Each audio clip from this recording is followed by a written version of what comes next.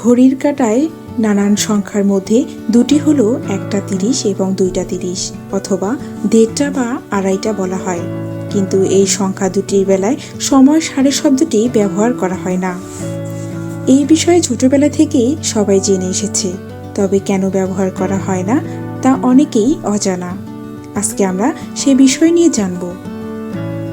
3টা 30 থেকে বাকি সময় বলার সময় প্রতি ক্ষেত্রে ব্যবহার করা হয় সাড়ে শব্দ, কিন্তু আলাদা শুধু এই দুটি শব্দের ক্ষেত্রেই। ছোটবেলা থেকে একাধিকবার এই প্রশ্ন মনে আসলেও তার সঠিক উত্তর পায়নি কেউই। শুধুমাত্র সময়ের ক্ষেত্রে নয়, টাকা পয়সা গণনা বা লেনদেনে এবং অন্যান্য গণনার ক্ষেত্রে একই কথা বলা হয়ে থাকে।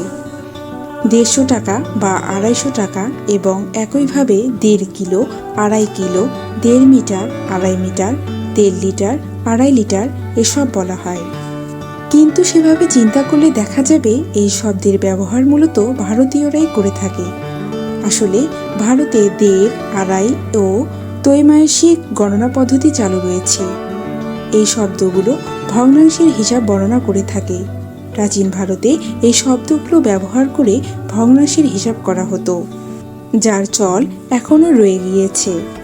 ভগ্নাংশ হলো একটি সংখ্যা যা পূর্ণ সংখ্যার একটি অংশ বা অংশকে বর্ণনা করে।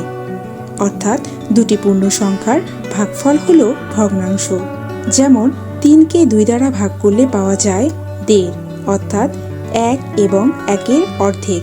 তাই এখানে অর্ধেক অংশটিকে 1.5 বলে উচ্চারণ করা হয়েছে। ভারতের মতোই বিভিন্ন দেশের ভগ্নাংশ লেখার সময় বিভিন্ন নিয়ম রয়েছে।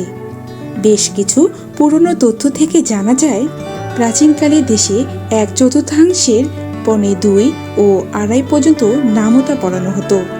সেই ভগ্নাংশগুলো এখনও জ্যোতিষশাস্ত্রে ব্যবহৃত হয়।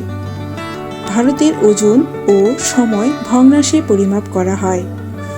প্রথম থেকেই ভারতে মৌলিক গণিতে যে পদ্ধতিগুলো ব্যবহার করা হয়েছিল তা আজও প্রচলিত রয়েছে অপরিবর্তিতভাবে। ঐতিহাসিক ও ভাষাবিদরা বলেন, প্রাচীন ভারতে সব থেকে বেশি প্রচলিত ছিল 1-এর অর্ধেক ও 2-এর অর্ধেক অঙ্কের ব্যবহার।